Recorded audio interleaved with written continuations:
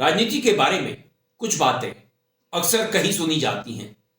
Politics में ना तो कोई किसी का हमेशा के लिए दोस्त होता है ना दुश्मन।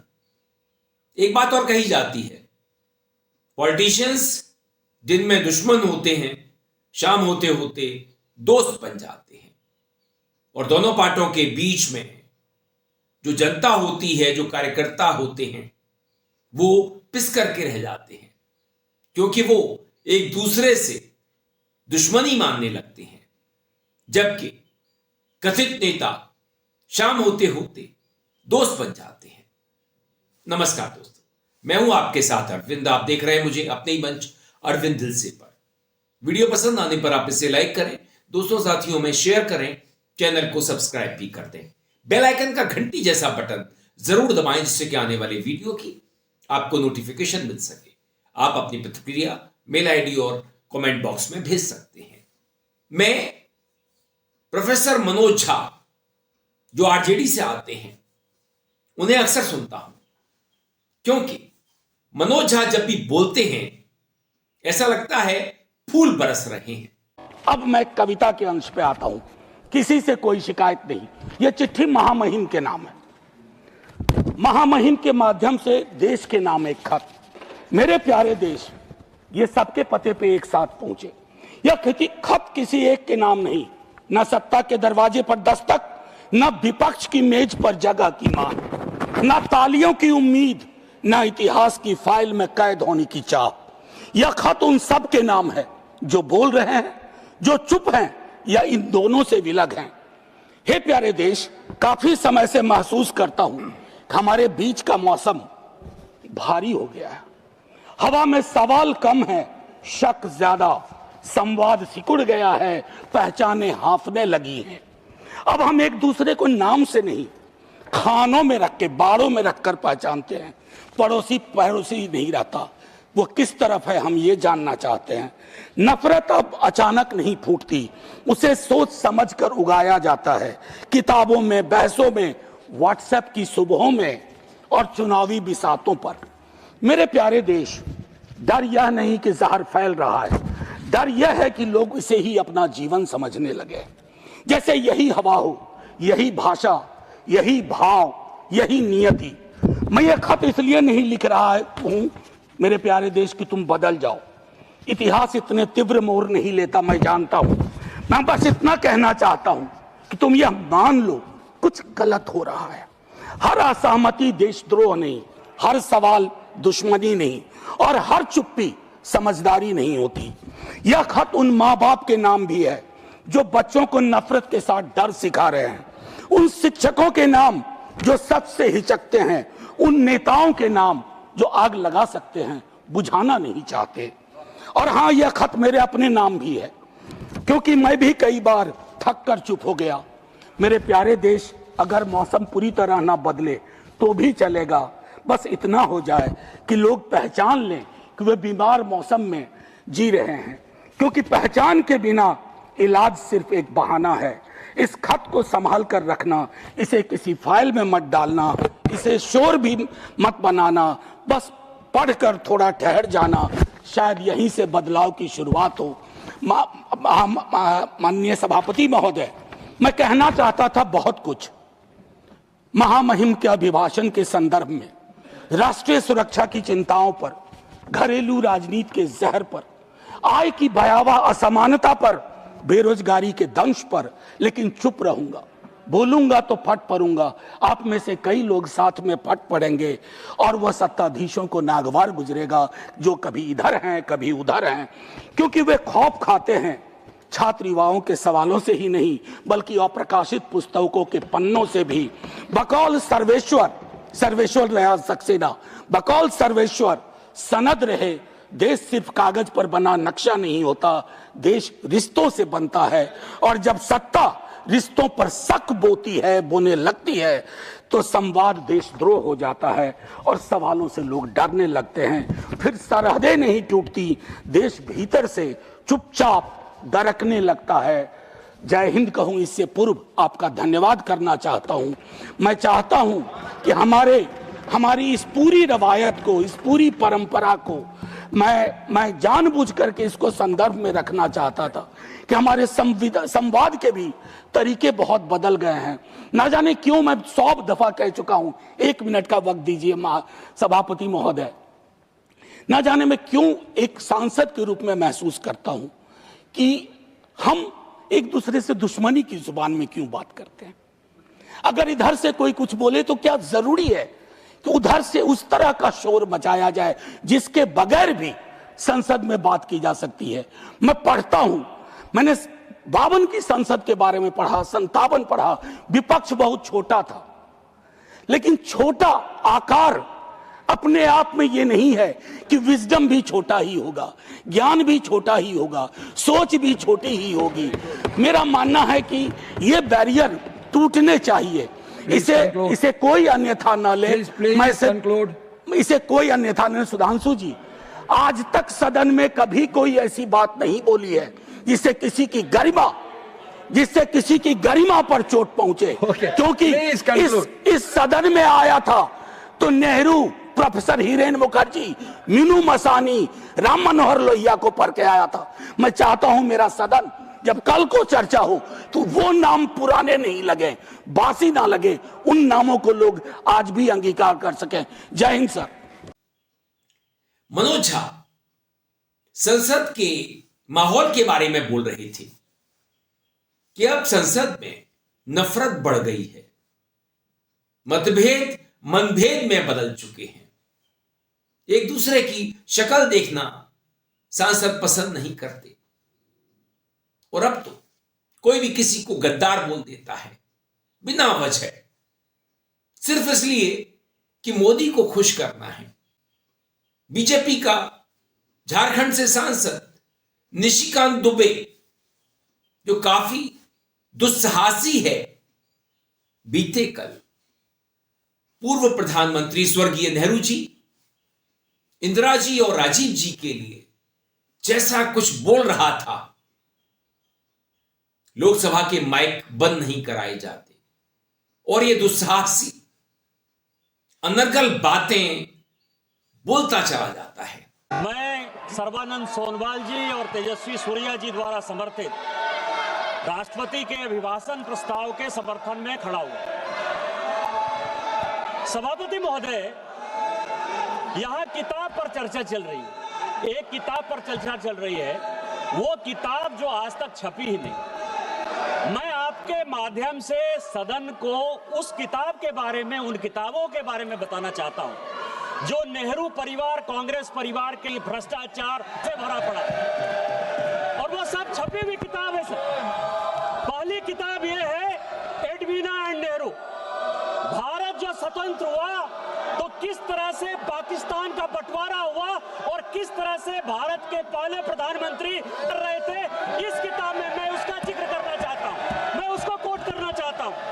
दूसरी किताब है सर, जो मथाई साहब, जो नेहरू साहब के पीए हुआ करते थे, वो कह रहे हैं कि इंदिरा गांधी के साथ उनके व्यक्तिगत संबंध थे और उन्होंने भ्रष्टाचार के आरोप में जो है उनको हटाया। ये बोलने दिया जाए सर, और मैं उन किताबों का जिक्र कर रहा हूँ, मैं सारी किताबें लेकर आया हूँ जिन्होंने भ्रष्टाचार से पीड़ित इस कांग्रेस का हाल ये सारे देश को समझना चाहिए। ये किताब है सर, डायरेक्ट सारी सोनिया जी की किताब है ये सर, किस तरह से उन्होंने भ्रष्टाचार के आधार पर, किस तरह से भ्रष्टाचार के आधार पर इस सरकार को चलाया और 10 साल तक जो है किस तरह से करप्शन किया। ये इंदिरा जी का किताब है सर, ये इंदिरा जी का किताब है जिसने के संबंध थे और डिफेंस डीलर के क्या संबंध थे। ये जनरल थोरट की किताब है कि नेहरू ने चीन को कैसे दे दिया। ये नेहरू की किताब है कि किस तरह जो कि बैन कर दी। ये इमरजेंसी की कहानी है सर, ये एक्सीडेंटल प्राइम मिनिस्टर संजय बारू की किताब है सर, ये इमरजेंसी रिटोल्ड की कहानी है सर, ये वो कहानी है जिसमें कि एंडरसन को बाहर भेज दिया राजीव गांधी ने। ये कॉलिन नरीमन की कहानी है कि किस तरह जुडिशियरी को इन्होंने बर्बाद किया। ये बोफोर्स की कहानी है कि कॉकरोचेस। क्या इस तरह की बातें संसद में होनी चाहिए? संसद में तो मुद्दों पर चर्चा होनी चाहिए, उस किताब पर चर्चा होनी चाहिए जिसे जनरल नरवणे जी ने लिखा। वो किताब छपी है या नहीं छपी है, यह विवाद का विषय हो सकता है, लेकिन उसकी एक कॉपी नेता प्रतिपक्ष राहुल गांधी संसद लेकर के आ जाते हैं। It's available abroad, I think. It's published abroad. Government is not allowing it to be published here. That's what I believe. The book, sir? This was from The book, that's what I'm hearing. Yeah. The book is available. आपने कहाँ से लिया sir किताब? Authenticate करने के लिए लाएंगे sir ये बुक आप ये कहा गया था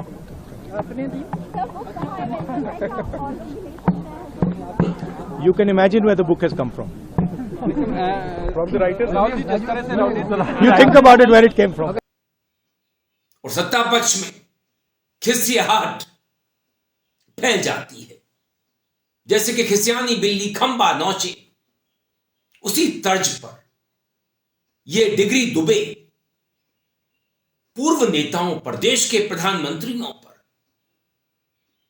ऐसी छीटाकशी करता है जो किसी भी सभ्य समाज में स्वीकार नहीं की जा सकती। वजह है अपने मालिक को खुश करना। मोदी ने गुजरात से लेकर के दिल्ली तक जो यात्रा की है, उसमें नफरत की, घृणा की बहुत जगह रही है। तमाम घटनाएं हमारे सामने हैं। संजय विनायक जोशी से लेकर के बीजेपी के कई नेता ही इसके शिकार हो चुके हैं। और ऐसा कहा जाता है मोदी जिस सीढ़ी पर चढ़ते हैं उसे चढ़ने के बाद, मंजिल पर पहुंचने के बाद गिरा दिया करते हैं। मोदी किसी पर भरोसा नहीं करते। ऐसी बातें गृह मंत्री की जुबान से भी बाहर आ चुकी हैं। ऐसे माहौल में मतभेद मनभेद बन चुके हैं। संसद में अब मुद्दों पर चर्चा नहीं होती, वहां पर नफरत भरी बातें की जाती हैं, ध्यान को डाइवर्ट किया जाता है, मुद्दों से ध्यान को हटाया जाता है। अब कल की घटना देखिए, नेता प्रतिपक्ष मकर द्वार पर कुछ सांसदों का साथ दे रहे थे, सपोर्ट करने आते हैं। वहीं से पंजाब से सांसद, बीजेपी के सांसद रवनीत सिंह बिट्टू सीढ़ियों पर चढ़ते हैं। राहुल उन्हें ऐसे ही रोक लेते हैं और वहां पर जिस तरह की बातें आपस में होती हैं, रवनीत बिट्टू राहुल गांधी को देशद्रोही बतला देते हैं, जबकि राहुल गांधी तो उन्हें याद दिला रहे थे। तो जैसा हम देखते हैं बीजेपी में मोदी के साथ, जो मोदी के साथ जाता है उसका चाल चरित्र, चेहरा ही बदल जाता है, भाषा बदल जाती है, अंदाज बदल जाता है। बिट्टू कभी कांग्रेस में हुआ करते थे, शायद तब इन्हें याद नहीं था कि ऑपरेशन ब्लू स्टार कभी हुआ होगा, उन्हें याद नहीं था। मगर अब बिट्टू कांग्रेस को ऑपरेशन ब्लू स्टार की याद दिला रहे हैं, अपने दादाजी की याद दिला रहे हैं कि कैसे वो शहीद हुए थे। और राहुल पर एक ऐसी टिप्पणी कर रहे हैं जो उन्हें नहीं करनी चाहिए थी कि शहीद तो मेरे परिवार में भी हुए। मगर बिट्टू को यह तो सोचना चाहिए कि गांधी परिवार, उनके परिवार ने जो शहादतें दी, उनकी चर्चा बहुत कम करता है। उसका दर्द उनके चेहरे पर कम ही झलकता है, क्योंकि वो उसे भुनाना नहीं चाहते, दिल में रखना चाहते हैं। और देश को भी याद है कि गांधी परिवार ने किस तरह से शहादतें दी हैं। इंदिरा जी गई, राजीव जी गए। तो ऐसे माहौल में काम की राजनीति कैसे होगी, समावेशी राजनीति कैसे होगी, जनता के मुद्दों पर चर्चा कब होगी? जब सांसद, बीजेपी के सांसद मोदी को खुश करने में लगे रहते हो और खुश करने के लिए नफरत उगलते हो, संसद में नफरत का माहौल बनाते हो, राहुल को बोलने नहीं दिया जाता हो, उन्हें रोका जाता हो और मुद्दों से ध्यान हटाया जाता हो कि कैसे 2020 में प्रधानमंत्री मोदी, उनके रक्षा मंत्री, उनके विदेश मंत्री ने सेना के जनरल को अकेला छोड़ दिया था निर्णय लेने के लिए।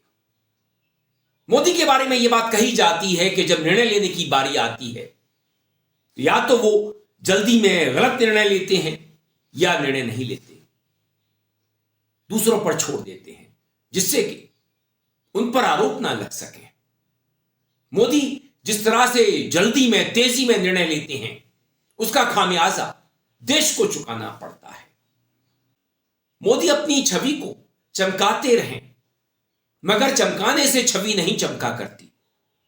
जब छवि खराब हो रही हो, जब आरोप हारने के लग रहे हो, असफलताओं के लग रहे हो, झुकने के लग रहे हो, कॉम्प्रोमाइज करने के लग रहे हो, वो चाहे यूरोपियन यूनियन के साथ व्यापारिक समझौता हो या फिलहाल में हुई ट्रेड डील, जिसके बारे में कॉमर्स मिनिस्टर सिर्फ इतना कह रहे हैं कि अभी डिटेल्स आना बाकी है।